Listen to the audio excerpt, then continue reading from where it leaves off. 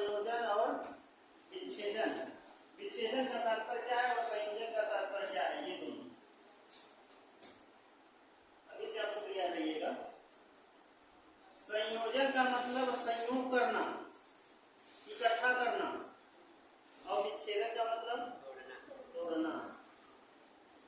मतलब जब शब्दों का टूटा हुआ शब्द अलग अलग रहे, उनको जोड़ करके एक में कर देना, ये वर्णों का संयोजन हो गया। और जब शब्द एक में रहे, अब उसको तोड़ना रहे, अलग अलग कर दे, वो आपका विच्छेदन हो गया। अब इसका जैसे मान के चलिए, इसका परिभाषा जानना चाहें, वर्ण संयोजन किसे कहते हैं? वर्ण मतलब एक अक्षर, एक अक्षर को जोड़ना अर्थात संयोजन करना, वो वर्ण संयोजन हो गया। और वर्णों को, टूटे हुए वर्णों को अलग अलग किया हुआ उसको एक कर देना, ये जो है आपका संयोजन। और जो है इकट्ठा हुआ है उसको जोड़ देना, वो विच्छेदन। तो जैसे उदाहरण से हम लोग देखते हैं, उदाहरण एक एक करके।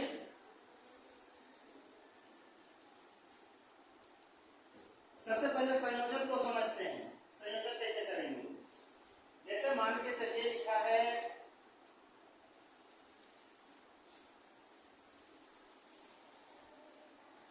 ज, य, ओ, त, स,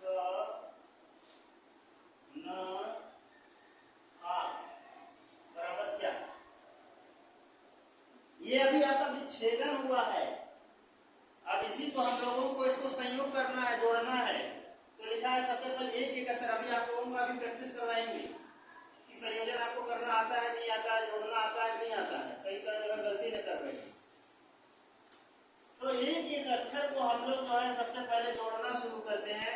देखिए सबसे पहली बात, जैसे ज के नीचे हलंत लगा हुआ है, इसका तात्पर्य यह है कि ज आपका आधा है, पूरा पूरा वर्ण नहीं है, आधा है। जिस शब्द के नीचे अगर हलंत लग गया, इसका मतलब कि वह वर्ण आधा है। तो ये इसका मतलब ये आधा है।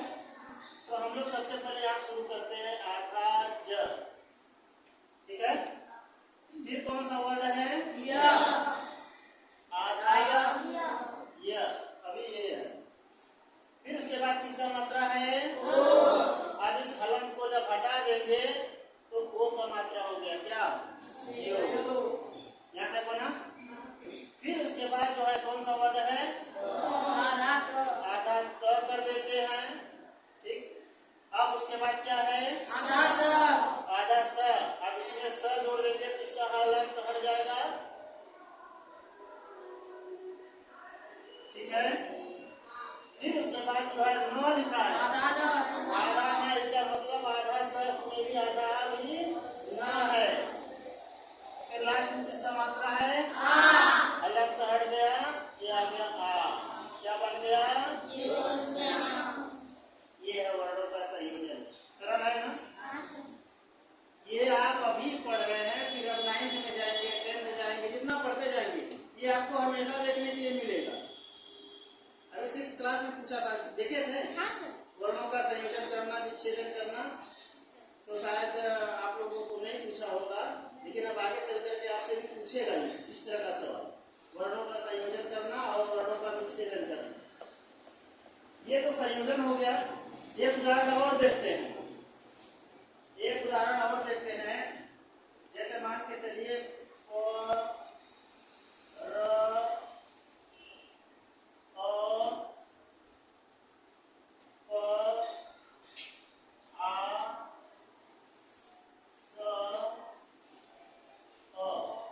बराबर क्या, देखिए जोड़िए आप लोग क्या बन रहा है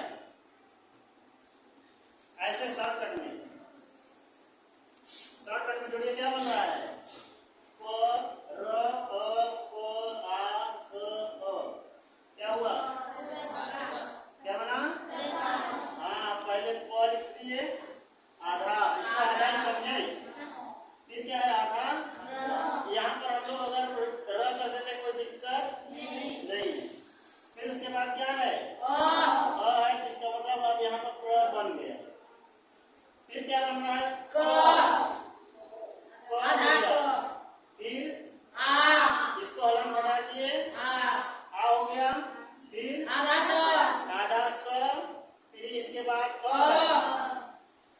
मतलब यहाँ पर हलंत नहीं है, जिसका तात्पर्य यहाँ क हो गया।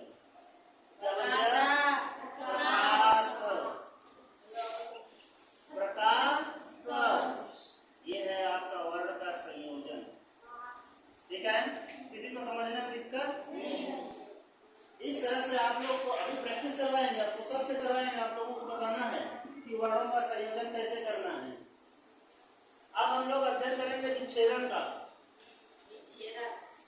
संयोजन तो पढ़ लिए, विच्छेदन का अध्ययन। विच्छेदन का मतलब होता है अलग करना। जैसे मान के चलिए ये लिखा है अब इसको विच्छेद करो, बराबर क्या क्या बनेगा, कौन कौन से वर्ण आएंगे? पहले देखिए यहाँ पर केवल स्वर है, कोई व्यंजन नहीं है, इसका मतलब ये पूर्ण स्वर है अ।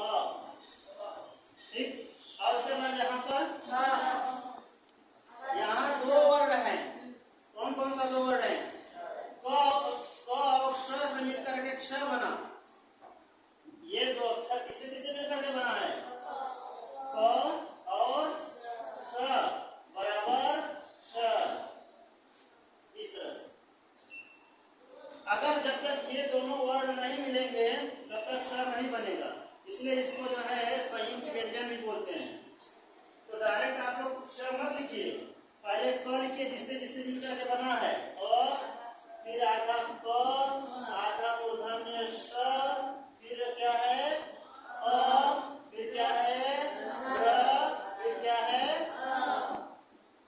देखिए बन गया ना, अ आधा क आधा मूर्धन्य श, फिर श में अ है, फिर र है। र के नीचे अगर यहाँ हलंत लगा होता तो हम लोगों को यहाँ पर अ लिखने की जरूरत नहीं पड़ती। यहाँ हलंत नहीं लगा है, पूरा न लिखा है, इसका मतलब यहाँ पर अ छुपा हुआ है ना, तो इस यहाँ पर अ हुआ है। ऐसे समझिए अ और अ आपको नहीं जैसे समझ में आ रहा है, जैसे कोई भी शब्द का उच्चारण करके देख लीजिए, कोई भी वर्ण का उच्चारण करके देख लीजिए। जैसे मान के चलिए दीपक,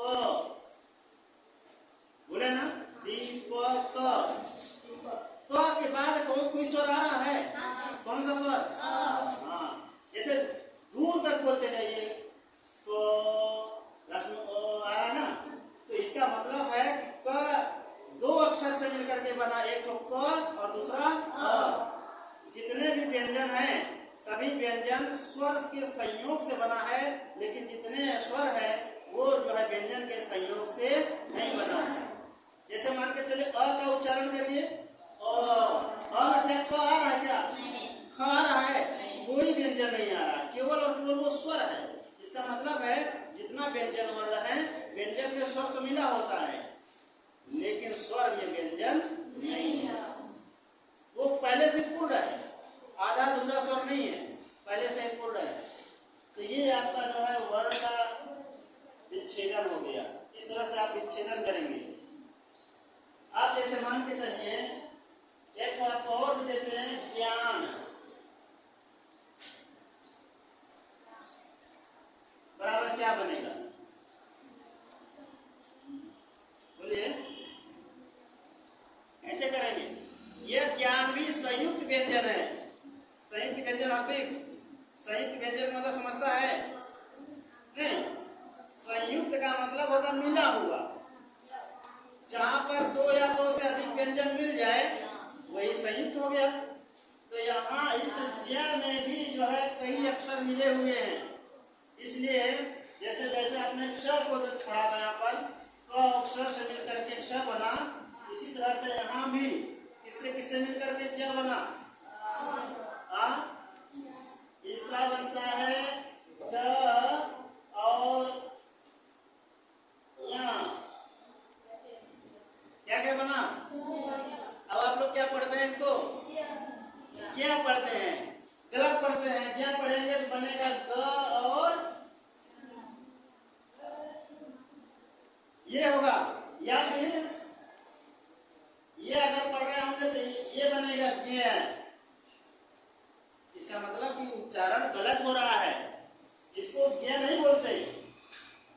दो शब्द बोलिए, ज और या मिलकर क्या बना? क्या बना? ज और ये मिलकर के क्या बना? ज्या। लोग व्यावहारिक भाषा में प्रयोग करते आए हैं। लोग तो ज्या बोल रहे थे, लेकिन आपको सुनने में कंफ्यूज हो रहा था, इसलिए आप लोग भी, आपका दोष नहीं है, आपका दोष नहीं है, लेकिन सुनने वाले का दोष है।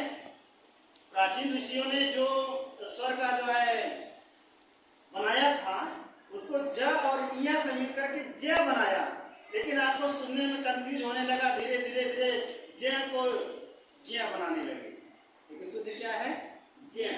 अब जैसे मान लीजिए ये लिखा है, क्या पढ़ेंगे इसको? ज्ञान पढ़ते हैं ना, लेकिन शुद्ध रूप से ज्ञान ये सही नहीं है। ज्ञान ज्ञान मतलब ज और यहाँ आना चाहिए, क्या बनेगा? ज्ञान। लोग उसको ज्ञान पढ़ देते तो गलत है। तो यहाँ पे लिखे ज्ञान, तो क्या क्या मिलकर के बना है? ज या और क्या है? आ ना और हो गया ना। देखिए ये शब्द का संयोजन विच्छेदन दोनों इसी प्रकार से होंगे।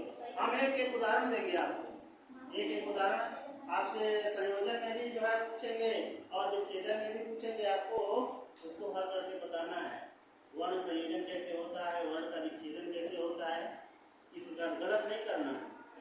कर लेंगे ना? ठीक है। अभी हम आपको उदाहरण देंगे, तो आप लोग जो है कलम निकालिए और फिर लिखिएगा, इसको नहीं करिए, क्लोज कर दीजिए।